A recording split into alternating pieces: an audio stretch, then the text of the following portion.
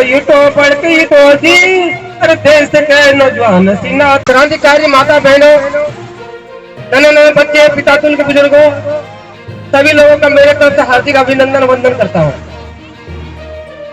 आज बाबा साहब की जयंती है और इस कार्यक्रम में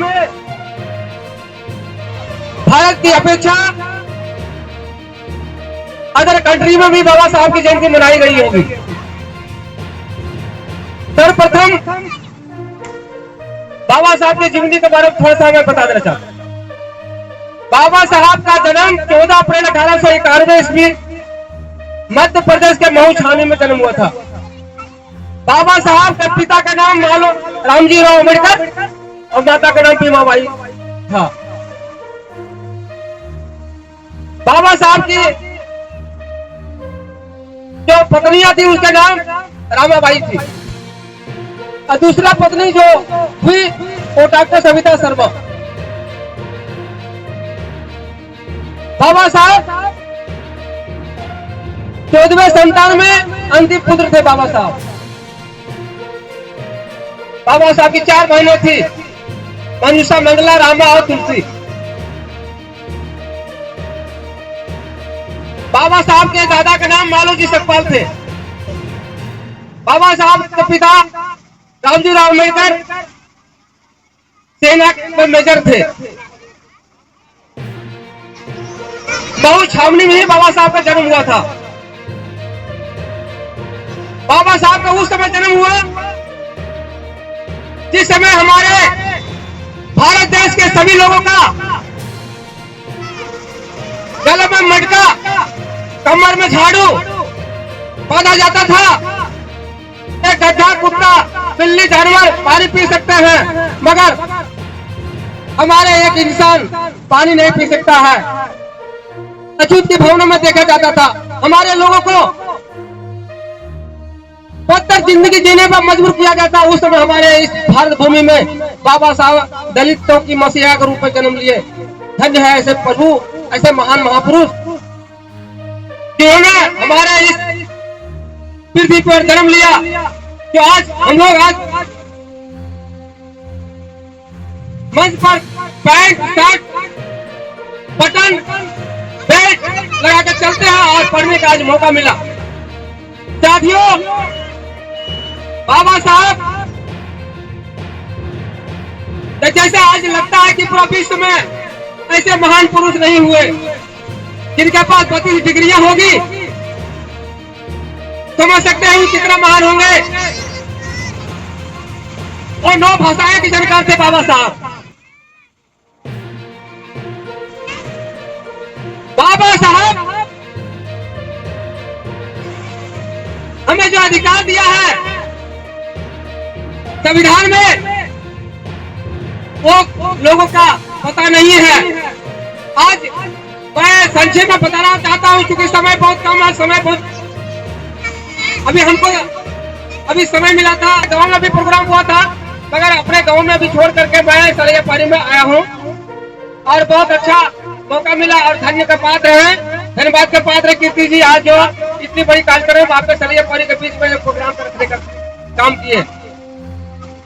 साथियों, बाबा साहब संविधान में जितना भी मूल धाराएं, अनुच्छेद, अनुसूचियां अंकित है, दिए हैं, उसमें सभी लोगों को पढ़ने का जरूरी है। जब तक अधिकार के बारे में नहीं जानेंगे तो आप अधिकार की लड़ाई कैसे लड़ेंगे? पहले पढ़ना होगा, तब जानना होगा, तब लिखना होगा। साथियों,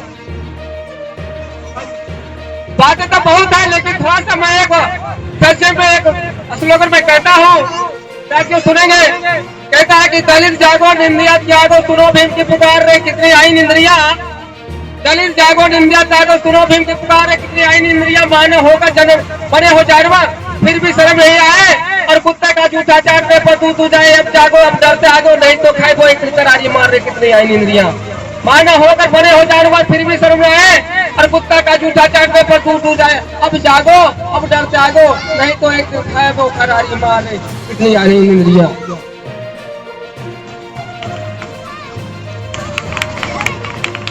साथियों, हूँ कि बाबा साहब एक महापुरुष के रूप में इस धरती पर जन्म लिए। गौतम बुद्ध हमारे इस धरती पर महामानव के रूप में जन्म लिए। संत रविदास जी महामानव के रूप में इस धरती पर जन्म लिए। ज्योतिबा फुले एक महामानव के रूप में जन्म लिए। सावित्री बाई फुले महामानव के रूप में जन्म लिए। जो भी इस देश में हमारे महापुरुष के रूप में जन्म लिए, उनको अपने घरों में उनका फोटो लगाने का काम करेंगे। उनका जो है जन्म दिवस के शुभ अवसर पर बनाने का काम करेंगे। और मैं ये कहना चाहता हूँ अंधविश्वास और पकड़बाज से आप बाहर निकलिए और जो भी मनु महाराज के आधार पर जो आपके काल्पनिक ग्रंथ दिया गया है, काल्पनिक ग्रंथ जो पढ़ते हैं घर में जो सजा कर रखे हैं, उसको बाहर निकालिए और बाबा साहब का संविधान अपने घर में रखिए। और उसका सारा चीज जितना भी है उसमें अनुच्छेद, संविधान में मौलिक अधिकार, नीति निर्देश तत्व, जितना भी अनुच्छेद है संविधान में, अनुसूचियां है, वो सारे बच्चों को पढ़ाने की कोशिश करें। बच्चा पढ़ेगा तो आगे बढ़ेगा, तब अधिकार की लड़ाई लड़ेगा। एक और हम श्लोक सुनाना चाहते हैं।